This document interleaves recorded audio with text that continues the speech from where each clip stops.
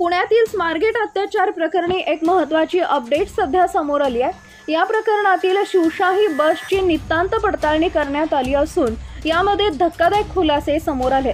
अनेक प्रश्नांची उत्तरं मिळाली आहेत, तर एक खूप मोठा पुरावा सापडला असल्याची माहिती सध्या समोर येते।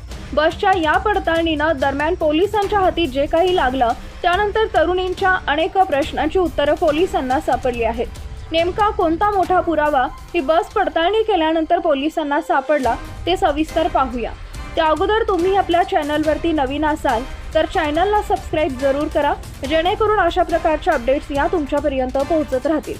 पुण्यातील बस अत्याचार प्रकरणातील गुन्हेगाराला अटक करण्यात आली होती।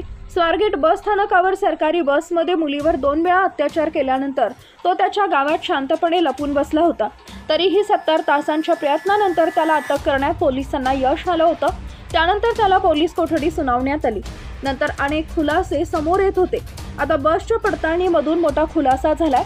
आता घटनेची संपूर्ण कहाणी समोर आली आहे। दत्तात्रय गाडेवर स्वारगेट बस स्थानकावर बसमध्ये 26 वर्षीय तरुणीवर 2 वेळा अत्याचार केल्याचा आरोप आहे। या प्रकरणी आता शिवशाही बसची शास्त्रोक्त पडताळणी केली असून स्मारगेट एसटी बस स्थानकात घडलेल्या अत्याचार प्रकरणात बसमधून आवाज बाहेर येतो की नाही याची पोलिसांनी शास्त्रोक्त पडताळणी केली आहे।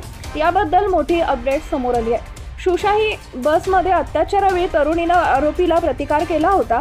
मोठमोठ्यानं आरडाओरडा करून मदतीसाठी प्रयत्न केला, मात्र बस वातानुकूलित असल्यानं काचा बंद होत्या, त्यामुळे आवाज बाहेर ऐकू आला नाही असं पोलीस तपासात स्पष्ट झालंय।